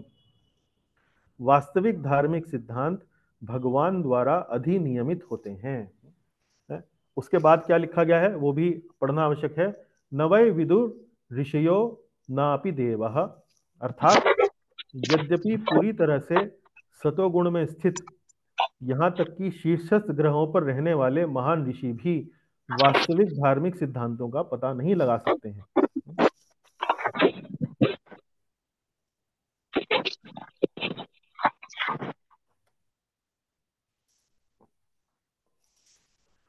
जी, न वै विदुर ऋषियो नापि देवः, ऋषियो देवः, ना तो ये ऋषियों द्वारा न ही देवताओं द्वारा बनाया गया है। न सिद्ध मुख्या असुरा मनुष्य, न ही ये सिद्धों द्वारा, न ही ये सिद्ध लोक के जो निवासी हैं उनके द्वारा, न ही देवताओं द्वारा, न ही असुरों द्वारा, न ही मनुष्य द्वारा बनाया गया है। तो यहाँ देखिए, असुरों, सामान्य मनुष्यों, विद्याधरों, चारणों के बारे में तो फिर कहना ही क्या है ना। जब ऋषि गणों ने नहीं बनाया है, देवताओं ने नहीं बनाया है, तो असुरों, मनुष्यों, विद्याधरों और चारणों के बारे में तो कहना ही क्या। तो ये विद्याधर और चारण क्या हैं? ये वास्तव में देवताओं से नीचे की श्रेणी में आते हैं।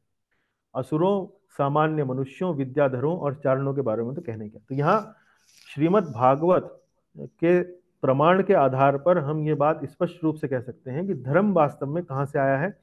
धर्म वास्तव में भगवान द्वारा अधिनियमित हुआ है, साक्षात, स्पष्ट रूप से श्रीमद् भागवत कहता है। उसके अतिरिक्त भी अनेक शास्त्रों में प्रमाण दिए गए हैं। जैसे यदि आप इस स्लाइड में देखें तो इसमें बताया गया है गीता का दूसरे अध्याय का 42वां श्लोक है। गीता के दूसरे अध्याय के 42वें श्लोक में वेदवाद रतः, इस शब्द का वर्णन आता है। वेदवाद रतः मतलब यहाँ भगवान अर्जुन को ऐसे धर्म से जुड़े हुए लोगों के बारे में बता रहे हैं जिनको इस श्रेणी में रखा गया है वेदवाद रतः। वेदवाद रता उन्हें बोलते हैं जो लोग वेदों के ज्ञान में पारंगत होते हैं, लेकिन वास्तव में वेदों के ज्ञान का उन्हें केवल सतही जानकारी होती है। वो वेदों का जो गूढ़ जो अर्थ है, गूढ़ जो उसका लक्ष्य है, वह उसमें उनकी जानकारी जो है वो नहीं होती है। तो ऐसे लोग वेदों में जो वर्णित संस्कार हैं, यज्ञ है इत्यादि इत्यादि, अनेक अनेक विधि विधान जो वेदों में बताए गए हैं, उनमें तो बहुत रुचि लेते हैं। वेदवाद रथा जिन लोगों के बारे में बोला गया है, ये वर्णित संस्कारों में तो बहुत रुचि लेते हैं, लेकिन वेदों के वास्तविक उद्देश्य को भूल जाते हैं। वेदों का वास्तविक उद्देश्य क्या है? वेदों का वास्तविक उद्देश्य भगवत गीता में 15वें अध्याय के 15वें श्लोक में बताया गया है, और वह वास्तविक उद्देश्य है वेदैश्च सर्वैर अहमेव वेद्यः। श्री कृष्ण 15वें अध्याय के 15वें श्लोक में अर्जुन को बोल रहे हैं कि वेदों का वास्तव में उद्देश्य क्या है? मुझे जानना। लेकिन जो लोग वेदवाद रता हैं, जो लोग वेदों का केवल उनमें जो वर्णित संस्कार हैं केवल उनमें ही रुचि लेते हैं कि भाई कितनी बार यज्ञ करना है, कितनी बार हवन करना है, उसमें कितनी आहुति डालनी है, कौन से मंत्र बोलने हैं, केवल इन्हीं बातों में ही उनका ध्यान रहता है, वो वास्तव में उसका वास्तविक उद्देश्य नहीं जानते हैं। तो ऐसे लोगों को कहा गया है वेदवाद रतः। और फिर हमने चर्चा करी कि धार्मिक सिद्धांत वास्तव में आ कहां से रहे हैं। ये जो वेद हैं, ये जो शास्त्र हैं, ये वास्तव में आ कहां से रहे हैं? तो भगवान इसका भी स्पष्ट उत्तर भगवत गीता में कहते हैं कि धर्म ग्रंथों के रचयिता स्वयं श्री कृष्ण हैं। ऐसा नहीं है कि धर्म ग्रंथों के बारे में किसी मनुष्य ने अपनी कुशलता से, अपने मस्तिष्क की उपज है, किसी मनुष्य के मस्तिष्क की उपज नहीं है। वास्तव में श्री कृष्ण गीता में बड़ा स्पष्ट कहते हैं कि धर्म ग्रंथों के रचयिता स्वयं श्री कृष्ण हैं। वेदांत कृत वेद विद एव चाअहम। वेदांत कृत, कृत मतलब लिखने वाले, वेदों को लिखने वाले, वेद विद और वेदों को जानने वाले कौन है? भगवान कहते हैं वो स्वयं मैं हूं। तो हम इस बात पर चर्चा कर रहे थे तत्त कर्म प्रवर्तनात्। तत्त कर्म प्रवर्तनात् अर्थात धार्मिक सिद्धांतों पर, धर्म के जो नियम हैं, भक्ति के जो नियम हैं, उन पर चलना। तो ये स्पष्ट हो गया कि धर्मों के जो नियम हैं वो वास्तव में किसी मनुष्य ने ही बनाए हैं, ये वास्तव में भगवान ने स्वयं बनाए हैं। और भगवान को इन नियमों को बनाने के पीछे उद्देश्य क्या है? उद्देश्य है कि वास्तव में मनुष्य जो भटका हुआ जीव है, जो जीव इस जगत में भवरोग में, भवसागर में, लहरों में डोल रहा है, उथल पुथल कर रहा है, उसको पुनः इस भवसागर से निकालने के लिए, वापस पुनः बुलाने के लिए जिन नियमों के पालन करने की आवश्यकता है, तो भगवान बताते हैं कि वो नियम भी मैंने ही बनाए हैं। तो तत्त कर्म प्रवर्तनात् अर्थात ये जो नियम आपको भक्ति के बताए जाते हैं, ये स्वयं भगवान से आते हैं, इसलिए ये कार्य करते हैं, ये पूरा असर दिखाते हैं। लेकिन उनको करने के लिए हमें उत्साह, धैर्य और निश्चय, उत्साह, निश्चय और धैर्य इस तरह से जब ये हम उनका पालन करेंगे तब कहीं जाकर वो हमें पर्याप्त फल दे सकते हैं। अब थोड़ा सा आगे हम और चर्चा करते हैं तत्त कर्म प्रवर्तना। इन सिद्धांतों का निष्पादन करने में जो एक प्रकार से हमारे जीवन में कई बार जो चैलेंजेस आते हैं, उपेक्षा जब हम करने लगते हैं इन सिद्धांतों की, या सामान्य रूप से तीन प्रकार की उपेक्षाएं जो साधक है वो करने लगता है। पहले प्रकार की उपेक्षा क्या है? पहले प्रकार की उपेक्षा है शिथिलता। शिथिलता मतलब कम करना, जितना बताया गया है उतना नहीं करना, उससे कम करना। मान लीजिए डॉक्टर साहब ने आपको दो दो गोली, आपको कोई रोग हो गया है, उसको रोग को उपचार करने के लिए सुबह दोपहर शाम दो दो गोली लिखा है, बताया है कि भाई आप 2 गोली सुबह, 2 गोली दोपहर, 2 गोली शाम को खाएं। लेकिन आपके मन में कुछ और ही भाव चल रहा है और आप जो है वो दो दो गोली खाने के बजाय 1 गोली खा लेते हैं सुबह, दोपहर में खाते ही नहीं है, और शाम को भी फिर 1 गोली खा लेते हैं। तो कुल 6 गोली आपको पूरे दिन में खानी थी, लेकिन आप सिर्फ 2 गोली खा रहे हैं। तो क्या आपका रोग ठीक हो पाएगा? संभवतः ठीक हो जाए, लेकिन जितने समय में उसको ठीक होना है उतने समय में ठीक नहीं होगा, समय अधिक लगेगा, या हो सकता है कि ठीक ही ना हो। तो इसी प्रकार से भक्ति के जो नियम हैं उनका निष्पादन करने में हम कई बार शिथिलता बरतने लगते हैं। कैसे?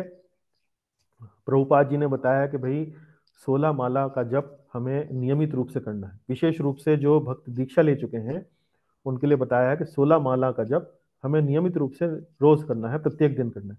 तो आप मन में सोच सकते हैं कि भाई भगवान का नाम लेने के बारे में बताया गया है शास्त्रों में, 16 माला के बारे में थोड़ी बताया गया है। तो मान लीजिए एक दिन 10 कर लेता हूँ, दूसरे दिन 4 कर लेता हूँ, तीसरे दिन समय थोड़ा अधिक रहेगा तो चलो 16 भी कर लेता हूँ। तो ये इसको कहते हैं शिथिलता। जितना बताया गया है उतना ना करना, उससे कम करना है, तो ये शिथिलता है। इससे ये उपेक्षा करने का एक प्रकार है। दूसरा प्रकार क्या है? दूसरा प्रकार है संदूषण। संदूषण मतलब जोड़ना। जोड़ना मतलब जितना बताया गया है उतने में संतुष्टि नहीं होती है, उससे अधिक, उससे अतिरिक्त हम कुछ नियम जो है वो अपने जीवन में जोड़ना शुरू कर देते हैं। उदाहरण, जैसे कोई आपको बताया कि भाई हमने शास्त्रों में बताया गया है कि भगवान के हरे कृष्ण महामंत्र का जप जो है वो सर्वोत्तम मंत्र है। कलयुग में सर्वोत्तम मंत्र क्या है? हरे कृष्ण महामंत्र का जप करना। किंतु व्यक्ति अपनी बुद्धिमानी से सोचता है कि भाई हम वो वाला मंत्र भी जप कर लें, तीसरा मंत्र भी जप कर लें, चौथा मंत्र भी जप कर लें। तो ये इसको बोलते हैं संदूषण, इसको बोलते हैं जोड़ना। जितना बताया गया है उतने में अपनी बुद्धिमानी से, अपनी बुद्धिमत्ता लगाकर उसमें कुछ जोड़ना, उसको कंटामिनेट कर देना। और क्या उदाहरण है? जैसे भगवत गीता में बताया गया है कि सर्वधर्मान परित्यज्य माम एकम शरणम व्रज। भगवान श्री कृष्ण कह रहे हैं कि भाई बाकी अन्य सभी धर्मों का त्याग कर केवल मेरी शरण में आओ। लेकिन हम सोचते हैं कि भाई हम केवल भगवान की, श्री कृष्ण की शरण में नहीं, हम तो किसी और अन्य देवता की शरण में भी चले जा सकते हैं, उस देवता की भी शरण में जा सकते हैं, इस देवता की भी शरण में जा सकते हैं। तो अन्य देवताओं की भी अर्चना, पूजा इत्यादि करते रहना। इसको सोचना कि भाई अन्य देवताओं की पूजा अर्चना करना या उनके बारे में सम्मान का भाव करना ये कोई गलत नहीं है, लेकिन उसी को वास्तव में एक प्रकार से परम मान लेना, उसी को वास्तव में भगवान श्री कृष्ण के तुल्य मान लेना, ये एक प्रकार का दोष है, संदूषण है। तो कुछ ना कुछ जोड़ना, अब जितना बताया गया उसमें जोड़ घटा जोड़ते रहना, ये इसको बोलते हैं संदूषण। और तीसरा उपेक्षा का प्रकार है विकृति। विकृति मतलब उसको तोड़ना मरोड़ना, तोड़ना मरोड़ना। जैसे भगवान कहते हैं माम एकम शरणम व्रज, भगवान श्री कृष्ण कहते हैं माम एकम शरणम व्रज। लेकिन कोई व्यक्ति है वो सोचता है कि भाई माम एकम शरणम व्रज तो चलो कोई बात नहीं, लेकिन आज अखबार में एक व्यक्ति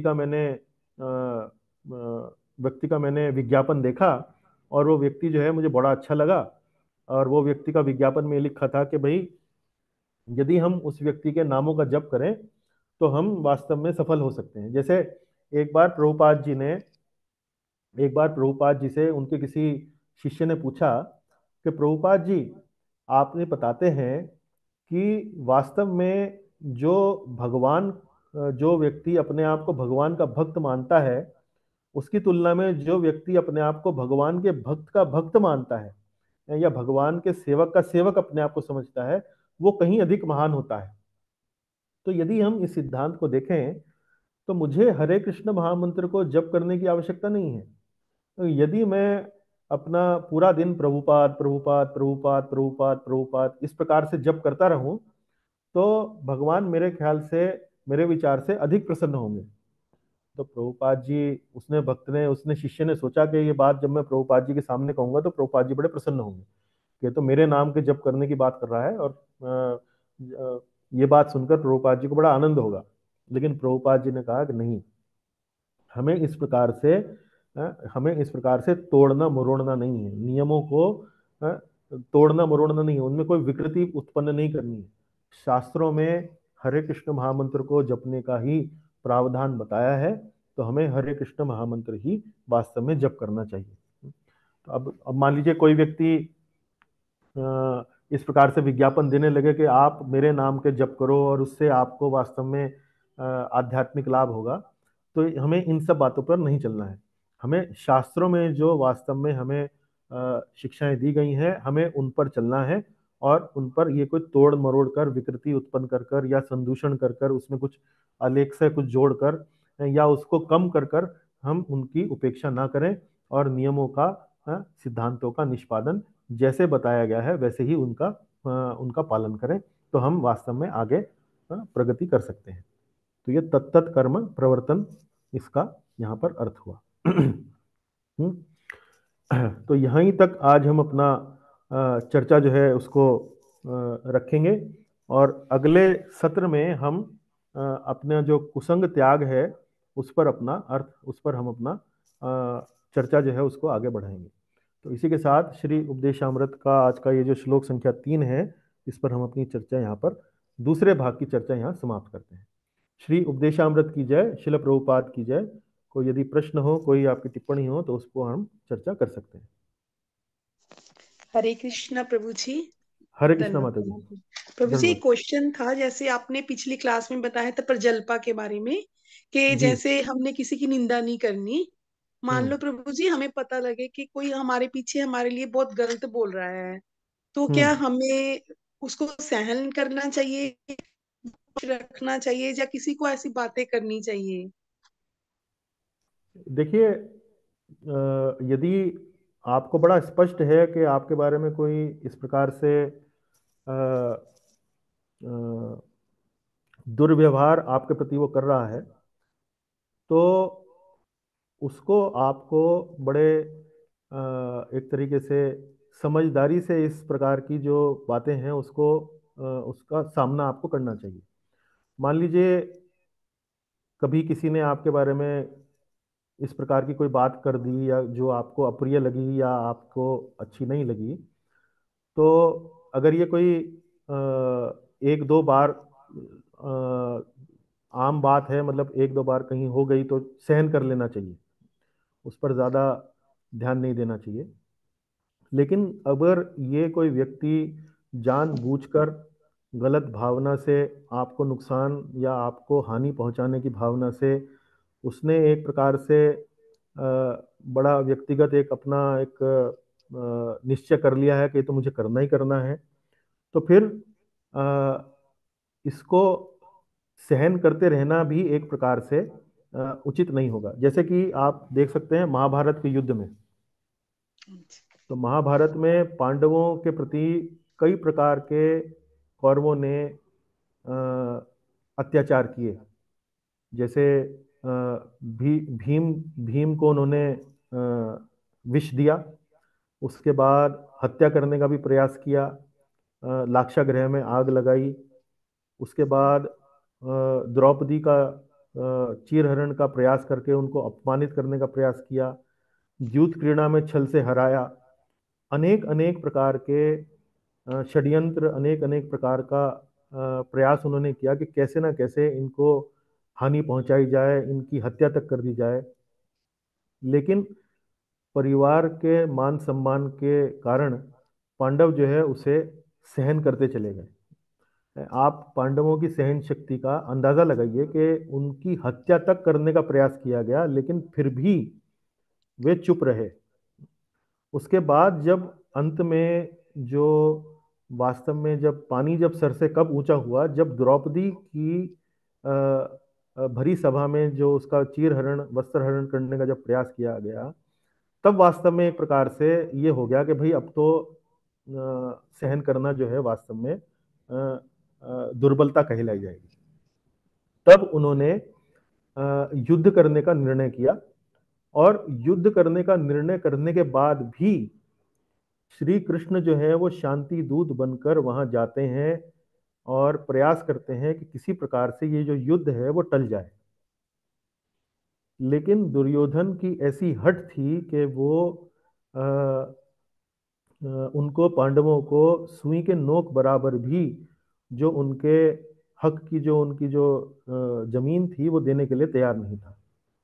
तो ऐसे दुराचारी और ऐसे वास्तव में अधर्मी किस्म के जो व्यक्ति हैं, उनके प्रति वास्तव में कुछ ना कुछ कार्रवाई होनी चाहिए।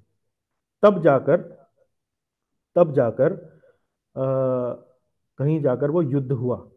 तो इससे आपको पता लगना चाहिए कि कितना सहन करना है और कब जो है हमें युद्ध का बिगुल बजा देना है। तो पांडवों के उदाहरण से तो आपने देखा होगा कि सहनशीलता की एक तरीके से एक बड़ा ही व्यापक, उन्होंने उनकी सहनशीलता बड़ी बड़ी व्यापक थी। यानी कि 13 वर्ष जो है अज्ञातवास काटने के बाद भी युद्ध में वो शांति, वो केवल 5 गांव से संतुष्ट होने के लिए तैयार थे। आज के समय में यदि आप देखें तो इतना संतोष, इतनी सहनशीलता सामान्य लोगों में नहीं मिलती है कि भाई भाई 50-50 के पार्टनर हैं तो चलो भाई 45-55 कर लेंगे, 45-55 कर लेंगे। लेकिन वो तो 5 गांव क्या थे उतने बड़े राज्य में, कुछ भी नहीं। लेकिन परिवार की सुख शांति के लिए पांडव तो 5 गांव में भी तैयार थे। लेकिन दुर्योधन जैसा अधर्मी व्यक्ति उतने में भी राजी नहीं हुआ कि भाई सुई के नोक बराबर भी जमीन नहीं दूंगा।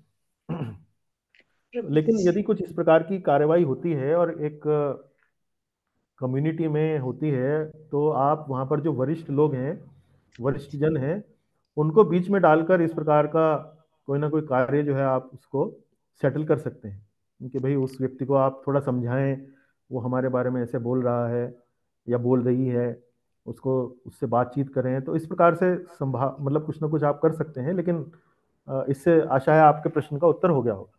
हाँ जी प्रभु जी, थैंक यू प्रभु जी। जी प्रभु जी एक और प्रश्न है।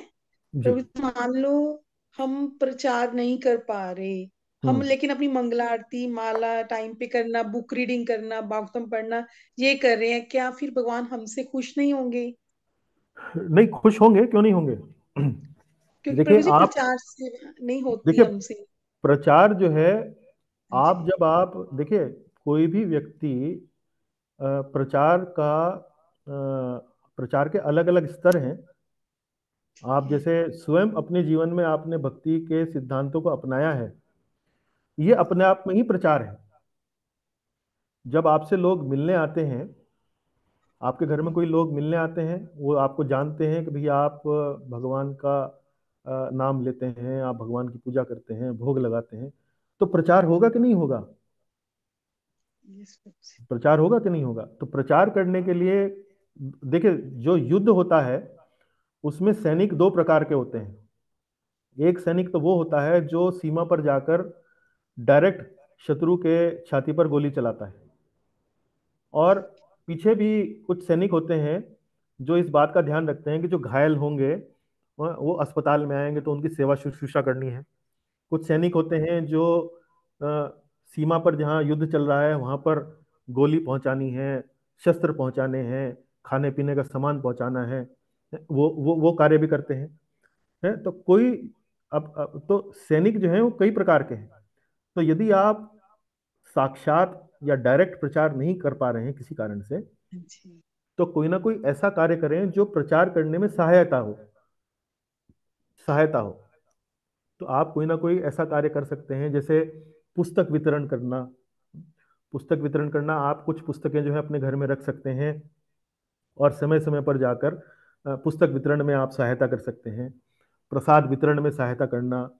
कोई व्यक्ति, मंदिर है या कोई अन्य कोई संस्था है जो प्रचार कार्य करने के लिए उसको एक प्रकार से सहायक या लोगों की आवश्यकता है उसमें भाग लेने की, तो आप वहां पर जाकर उनकी सहायता कर सकते हैं। तो ऐसा नहीं है कि डायरेक्ट मंच पर बैठकर कृष्ण कथा बोलना ही प्रचार है। ठीक है। तो प्रचार के कई रूप हैं। तो इस प्रकार से आप भी प्रचार कार्य में सहायक बन सकते हैं, और स्वयं आप भक्ति को अपना रहे हैं, इससे बड़ा प्रचार और क्या हो सकता है। आपके ठीक बच्चे हैं, आपके रिश्तेदार हैं, आपके संबंधी हैं, आपके मित्र हैं, ऑफिस में आपके कोलीग हैं, वो देख रहे हैं कि आप भक्ति कर रहे हैं। है। तो भले ही आप उनको साक्षात प्रचार नहीं कर रहे हैं, प्रत्यक्ष प्रचार नहीं कर रहे हैं, लेकिन अपने जीवन में भक्ति को अपनाकर आपने अप्रत्यक्ष रूप से प्रचार तो करना आरंभ कर ही दिया है। ठीक है। थैंक यू जी प्रभु जी, थैंक्स जी, अ लॉट। धन्यवाद जी। अन्य कोई प्रश्न?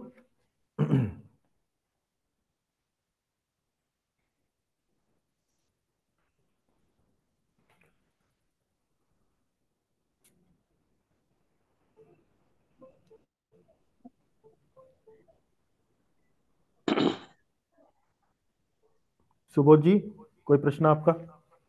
नहीं जी, बस प्रभु जी सब अच्छी तरह समझ गए। जी धन्यवाद।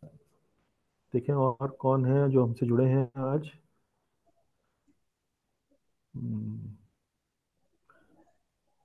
ओके। तृप्ति माता जी हरे कृष्णा, चंद्रिका माता जी हरे कृष्णा, सुषमा जी हरे कृष्णा, शुभा पुराणिक जी हरे कृष्णा, जयमाला माता जी हरे कृष्णा। जी चलिए, आज की कक्षा हरे में थोड़ा कृष्णा। व्यवधान रहा, उसके लिए थोड़ा मैं क्षमा प्रार्थी हूँ। लगता है जो हीटर मैंने जला रखा था उसकी गर्मी लैपटॉप बर्दाश्त नहीं कर पाया, इसलिए बीच बीच में बंद हो रहा था। तो जब से मैंने हम्म, हीटर बंद किया है तब से लैपटॉप बंद नहीं हुआ। जी चलिए, फिर अगली बार अगले बुधवार को संभवतः कक्षा नहीं हो पाएगी, क्योंकि मैं ऋषिकेश में रहूंगा। और उससे अगले बुधवार को हम पुनः अपनी कक्षा एक बार फिर आरंभ करेंगे। तब तक के लिए आपसे आज्ञा चाहूंगा। बहुत बहुत धन्यवाद। संडे को तो होगी प्रभु जी?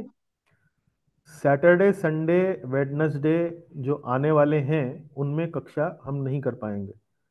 सैटरडे को जो भगवत गीता श्लोक स्मरण की होती है, संडे को जो श्रीमद् भागवत की अंग्रेजी में होती है, और अगले बुधवार का मतलब हुआ 6 6 6 फरवरी, मार्च, 6 फरवरी, 6 6 मार्च मार्च, प्रभु।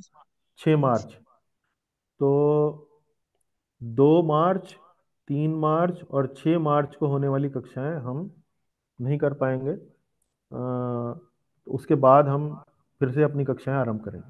तब तक के लिए बहुत बहुत धन्यवाद। थैंक यू जी, हरे धन्यवाद, धन्यवाद। प्रणाम प्रभु जी। हरे कृष्णा दंडवत प्रभु। प्रणाम। हरे हरे कृष्ण। कृष्णा, हरे हरे कृष्णा कृष्णा, प्रभु जी। थैंक यू हरे प्रभु जी, कृष्णा। हरे कृष्णा। हरे हरे कृष्णा कृष्ण माता। प्रभु श्री जी। राधे कृष्णा गुरु जी। श्री राधे कृष्ण। हरे हरे कृष्णा कृष्णा प्रभु जी। प्रभु जी। हरे कृष्णा राकेश जी। हरे कृष्णा। हरे कृष्णा चंद्रिका माता।